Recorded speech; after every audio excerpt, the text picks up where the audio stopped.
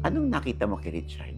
Para my magtagal God. kayo ng ilang taon na ba? Or More than 1 year na Oo. po. Actually, Ano si Chard po yung pinakamatagal kong naging boyfriend. Parang yung mga ibang naging boyfriend ko, mga 1 year lang po. And, feeling ko din po kasi syempre mature na si Richard. He's 42 with 2 kids. Actually, siya lang yung nag-iisang naging boyfriend ko na hindi niya po talaga ako sinusukuan. Kasi tito, ang dami ng times talaga na sabi ko, oh my God, hindi ko na kaya. Kasi ang ingay na ng Pilipinas na sinasabi na nila na ito ako, ganito ako, nandadamay na yung pamilya ko po, yung work ko din. Tapos parang may mga times na nag-anxiety na ako pag may mga out-of-town shows. Baka ibu nila ako, yung mga ganun po. ang dami mong Opo. worries? Ang dami ko pong worries. So, sobrang daming times, tito. More than 5 times kong sinasabi sa kanya na hindi ko na kaya.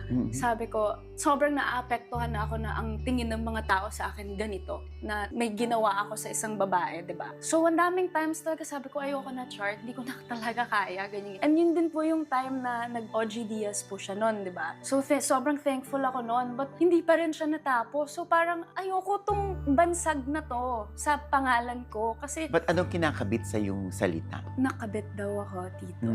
Na mga agaw ako. Yun yung pinakamasakit. Na nang agaw daw po ako ng lalaki. So si Chard naman po, ang pinaka nagustuhan ko sa kanya, parang siya po yung tao lang talaga na aside sa family ko na hindi niya po ako talaga sinukuan. As in, hindi talaga siya pumapayag na maghiwalay kami. Sinasabi niya na, alam mo naman yung totoo. Sabi niya, one day, malalaman din ng mga tao yung totoo. You're okay. Like, alam ng lahat ng involved na wala akong ginawa. So yun na lang din po yung pinangahawakan ko. And parang napalapit na rin po ako sa family niya, kina Zion and Kaiden. Mahirap na rin bitawan, tito, kasi malalim na rin yung yung pinagsamahan. And aside from that, sobrang happy naman din po talaga